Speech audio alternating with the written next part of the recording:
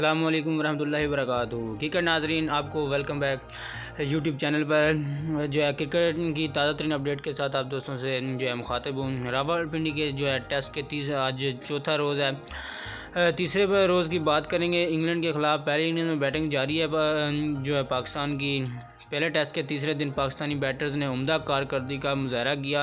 कौमी टीम के जो है 3 खिलाड़ियों ने सेंचुरियां बनाकर जो है टीम को फॉलो ऑन से बचा लिया। अल्लाह का शुक्र है कि पाकिस्तान जो है फॉलो ऑन से बच गया। तीसरे दिन का खेल के अख्ताम पर पाकिस्तान ने 7 विकेट पर 499 रन बनाए हैं।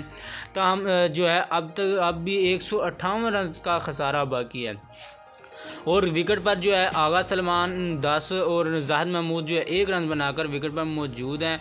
और टेल एंडर पर जाहिद महमूद और आगा सलमान एक लास्ट जो है बैटिंग जो की जो बची है पाकिस्तान के लिए उम्मीद। इससे कबल आज जो है रावलपिंडी टेस्ट के तीसरे दिन पाकिस्तान ने जो है 181 रन की इनिंग से जो है आगे बढ़ाई थी। अब्दुल्ला शफीक ने एक सेंचुरी मुकम्मल की, 225 रन। अब्दुल्ला शफीक जो है आउट हुआ, 114 रन बनाकर आउट हुए।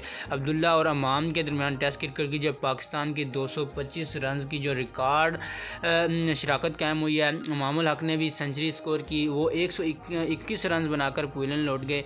दूसरी जानब बाबर आजम ने एक एंड से रन बनाते रहे और बाबर आजम की एक शानदार सेंचुरी स्कोर की, 136 रन बनाकर जो है बाबर आजम आउट हुए। और बदकिस्मती से जो है बाबर आजम आज डबल सेंचुरी करने में नाकाम रहे। और ऐसी जो है पिच बाबर आजम को मिली कि वो डबल सेंचुरी कर सकते थे, लेकिन वो